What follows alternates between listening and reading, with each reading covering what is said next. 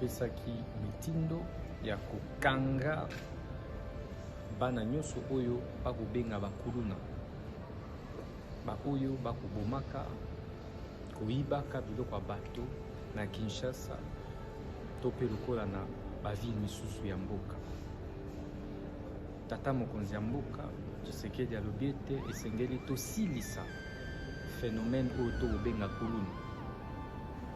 Totaleli bana yango mingi bamoni ete balekeli leta mayele, babonde tolobi fini opération ya bakuluna awa na Kinshasa.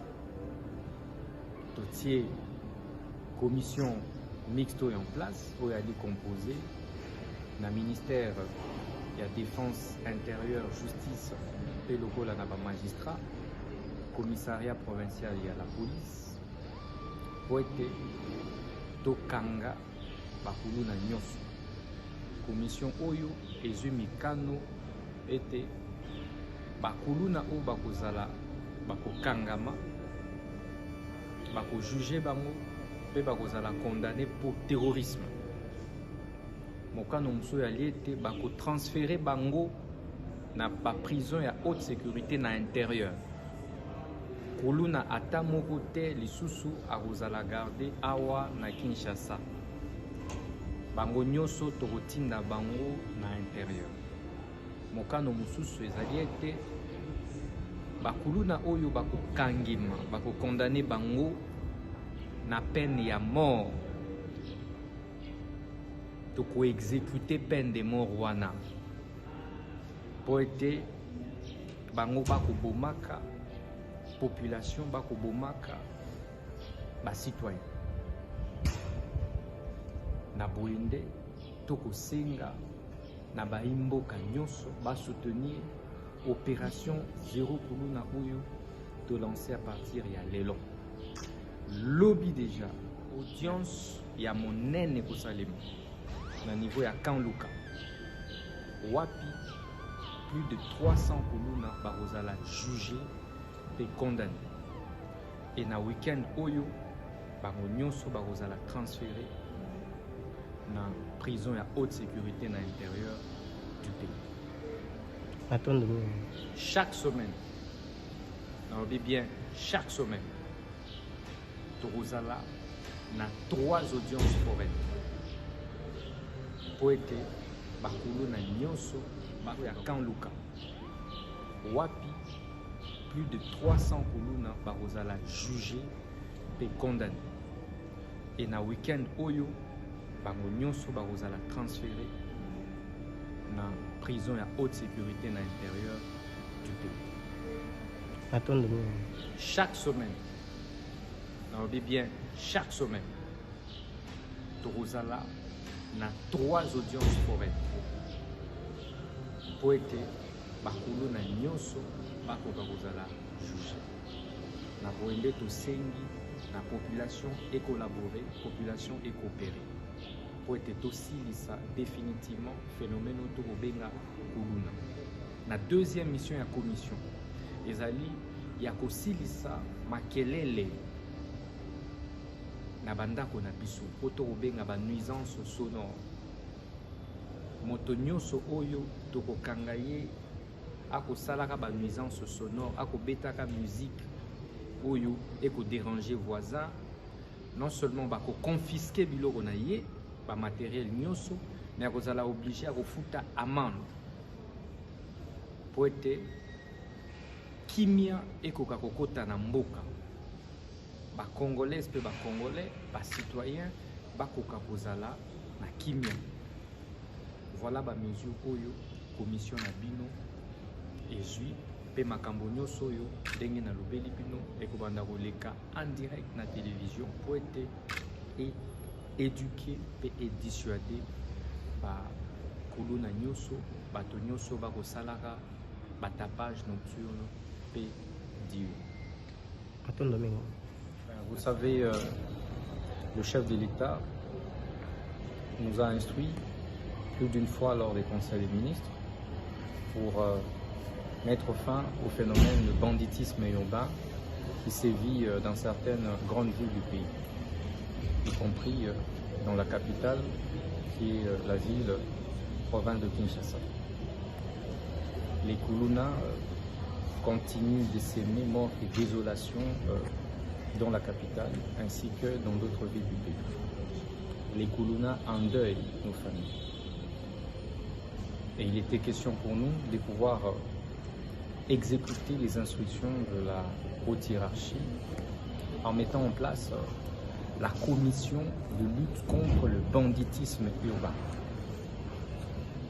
Cette commission, qui est composée des hauts magistrats militaires et civils, composée également du commissariat provincial de la police, va travailler sous l'opération Zéro Kuluna dans la ville de Kinshasa, tout comme dans d'autres villes du pays.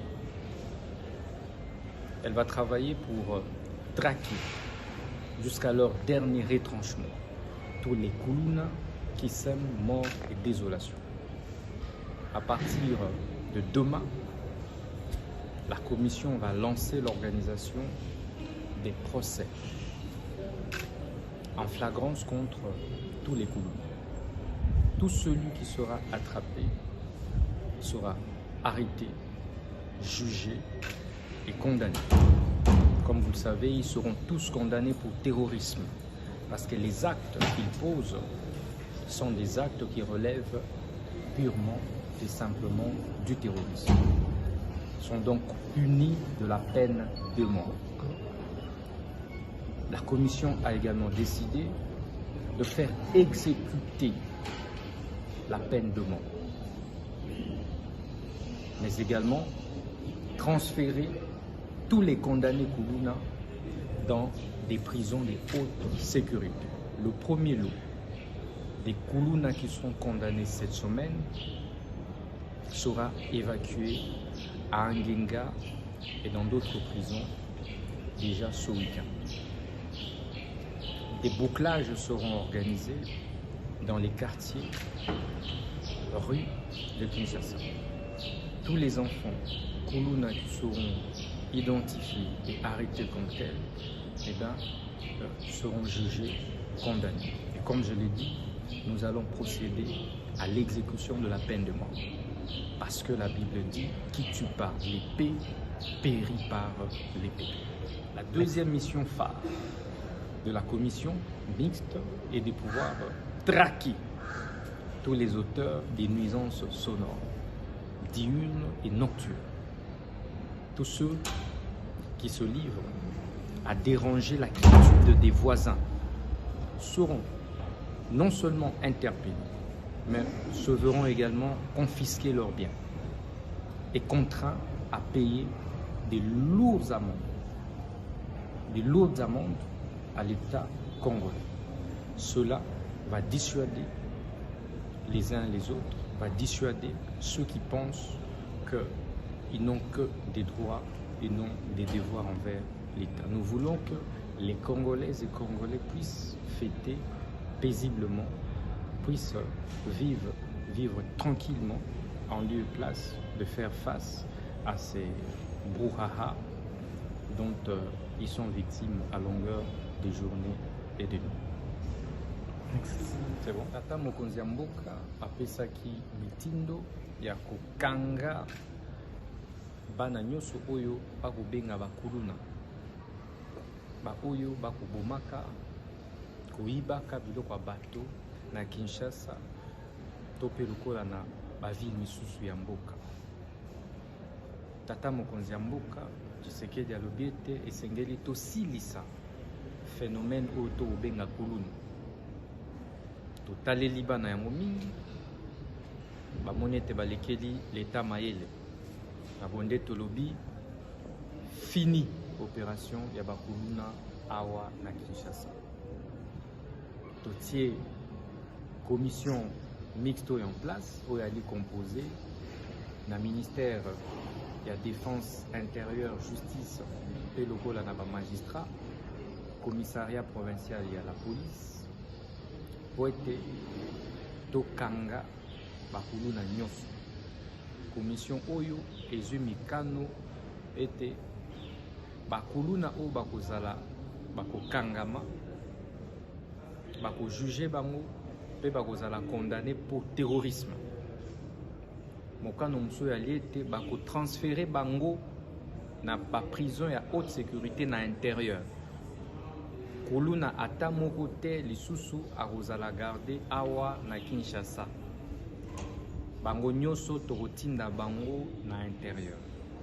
Mokano mosusu ezali ete bakuluna oyo bakokangima bakokondane bango na peine ya mort, tokoexécuter peine de mort wana po ete bango bakobomaka population, bakobomaka bacitoyen. Na boyende tokosenga na baimboka nyonso basoutenir opération Zéro Kuluna oyo to lancer à partir ya lelo.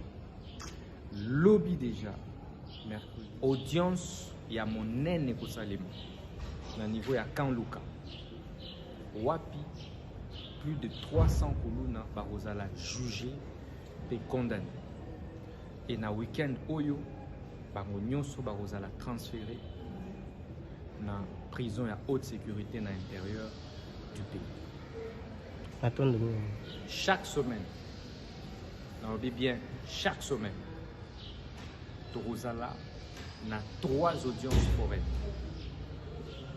po ete bakulu na nyonso bako ya Kanluka wapi plus de 300 kuluna bakozala jugé et condamné, et na week-end oyo bango nyonso bakozala transféré na prison ya haute sécurité na intérieur du pays.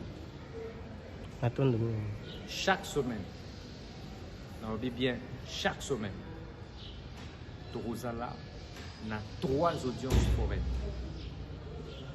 po ete bakulu na nyonso bakoka kozala jugé. Na boyende tosengi na population et collaborer, population et coopérer pour être aussi lisa définitivement phénomène autorobenga kuluna. Na deuxième mission ya commission ezali ya kosilisa makelele na bandako na biso autorobenga ba nuisance sonore. Moto nyonso oyo tokokanga ye akosalaka ba nuisance sonore, akobetaka musique oyo eko déranger voisin, non seulement bako confisquer biloko na ye ba matériel nyonso, mais akozala obligé à refuta amende po ete kimia ekoka kokota na mboka. Ba congolais pe ba congolais, ba citoyens bakoka kozala na kimia.